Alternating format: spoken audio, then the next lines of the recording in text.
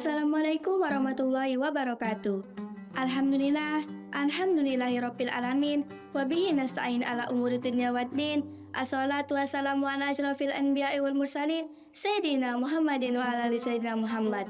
Rabbi shrah li sadri wa yassir li amri wa hlul 'uqdatam min lisani yafqahu qawli, amma ba'd.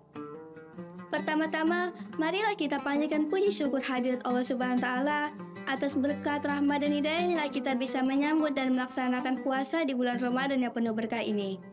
Tak lupa salawat serta salam kita junjukkan kepada Nabi kita Muhammad SAW. Pada kesempatan kali ini, saya Rizka Nur Rahma ingin menyampaikan sedikit ilmu yang saya ketahui yang berjudul hasad perusak amal.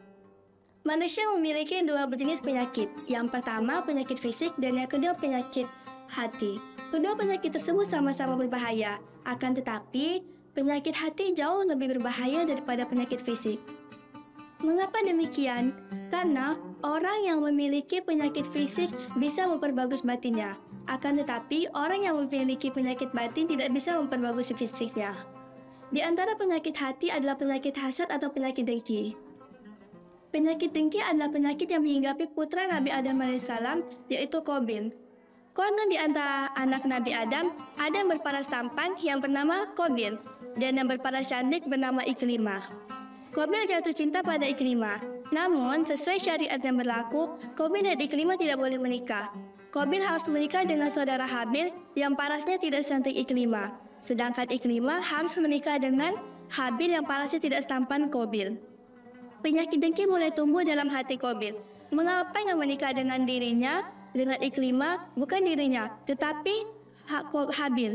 Bukankah dirinya lebih tampan karena saudara semasa dalam kandungan?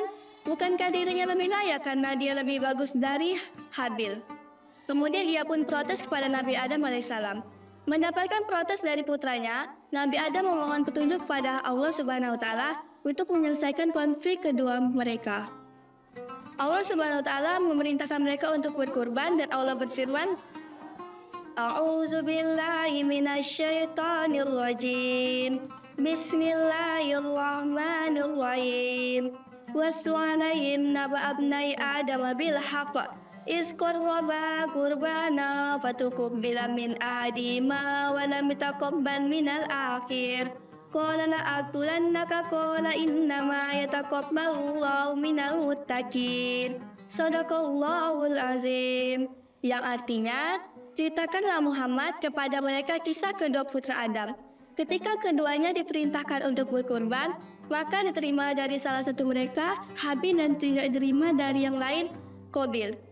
Dia Qabil berkata, sungguh aku pasti membunuhmu. Dan Habil berkata, sesungguhnya Allah hanya menerima kurban dari orang-orang yang bertakwa. Quran Surah Al-Ma'idah ayat 27. Qabil dan Habil berkurban. Sebagai petani, Qabil berkurban biji-bijian dan Habil berkurban domba.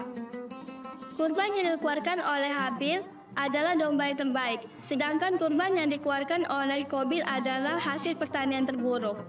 Begitu pula, niat Qabil adalah untuk mendapatkan Ikrimah, sedangkan niat Habil adalah untuk mendapatkan ridha Allah Subhanahu wa taala. Kemudian setan membisikinya agar Qabil membunuh Habil karena dengki. Kemudian terjadilah peristiwa sejarah pembunuhan yang pertama dalam manusia, yaitu Qabil membunuh saudaranya sendiri Habil hanya karena dengki.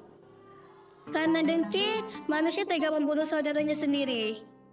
Karena itu, pantaslah jika Rasulullah SAW bersabda, Bismillahirrahmanirrahim, Iyyakum wal hasada fa innal hasada ya'kulul hasanat kama ta'kulun naral hatab. Yang artinya, janganlah kalian dengki, sesungguhnya dengki itu memakan segala kebaikan sebagaimana api memakan kayu bakar. Penyakit dengki adalah penyakit yang berbahaya bagi dunia dan akhirat seseorang. Orang yang memiliki penyakit dengki tidak akan pernah merasa bahagia dalam hidupnya. Bagaimana tidak, setiap saat selalu saja ada orang yang mendapat tambahan nikmat dari Allah Subhanahu wa taala. Contohnya seperti ada yang berhasil memasuki pegawai negeri, ada yang berhasil memasuki perguruan tinggi, ada yang berhasil dalam dagangannya, ada yang berhasil lulus tes polisi, ada yang berhasil membeli ini, itu, dan masih banyak lagi keberhasilan orang lain. Orang yang memiliki penyakit dengki tidak akan pernah merasa senang dengan keberhasilan orang lain. Lalu apa obat dari penyakit dengki itu? Jika Anda merasa memiliki penyakit dengki, maka ibatilah penyakit dengki tersebut dengan qanaah, yaitu menerima apa yang Allah berikan kepada Anda. Sesungguhnya, apa yang Allah berikan kepada manusia bukanlah semata-mata karena hasil kerja keras dan banting tulangnya. Itu semua adalah hasil dan bagian rezeki yang Allah berikan kepada mereka. Jika rezeki diberikan berdasarkan kecerdasan akal, niscaya binatang ternak akan mati karena kebodohannya. Jika rezeki diberikan berdasarkan ukuran tubuhnya, niscaya semut akan mati karena kecilnya tubuhnya. Akan tetapi, karena Allah Subhanahu wa Ta'ala memberikan rezeki dengan rasa kasih sayang, maka yang tak pandai mendapatkan rezeki, yang tidak pandai pun mendapatkannya. Yang tinggi mendapatkan rezeki, yang pendek pun mendapatkan rezekinya.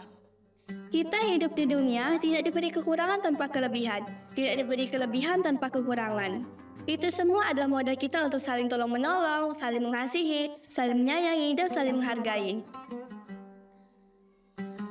Jika itu bisa dilakukan, maka kita akan insya Allah terhindar dari penyakit dengki. Mungkin ada di antara kita yang hidupnya dengan bergelimpangan harta yang mewah. Padahal kita tidak mengetahui bahwa ia mungkin memiliki keluarganya yang hidupnya tidak tentram, memiliki penyakit yang sudah disembuhkan, atau mungkin ia hidupnya merana karena takut hartanya diambil orang. Itu semua adalah pandangan orang melihat dia bahwa ia adalah orang yang paling bahagia dalam hartanya. Akan tetapi, ada juga seseorang yang diberikan nikmat oleh Allah Subhanahu wa Ta'ala dengan nikmat secukupnya. Artinya ia hanya bisa memberikan kebutuhan primer-primernya saja. Ia tidak bisa berdharma wisata, tidak bisa bersenang-senang. Mungkin secara lahir ia memang tidak sengsara, akan tetapi mungkin ia hidupnya bahagia karena melihat keluarganya hidup dengan tentram.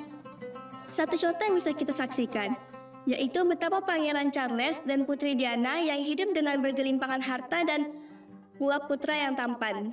Akan tetapi hidup mereka tetap saja masih berantakan. Maka dari itu, dalam masalah duniawi pandanglah ke bawah dan masalah akhirat pandanglah ke atas. Jika itu bisa dilakukan, insya Allah kita akan terhindar dari yang namanya penyakit dengki. Semoga apa yang saya sampaikan ini bisa bermanfaat bagi saya sendiri dan untuk kaum muslimin dan muslimat rahimakumullah. Dan kita akan bertemu lagi insya Allah pada bulan puasa Ramadan tahun depan. Saya mohon maaf apabila ada kesalahan dan kekurangan kata, karena kesempurnaan hanya milik Allah. Kesepian tanpa kasih cukup sekian, terima kasih. Jalan-jalan bersama Rizky, pulangnya dijemput orang tua. Kalian akan bertemu lagi dengan saya, Rizka Nurullah. Akhirul kalam, wabillahi taufiq wal hidayah. Assalamualaikum warahmatullahi wabarakatuh.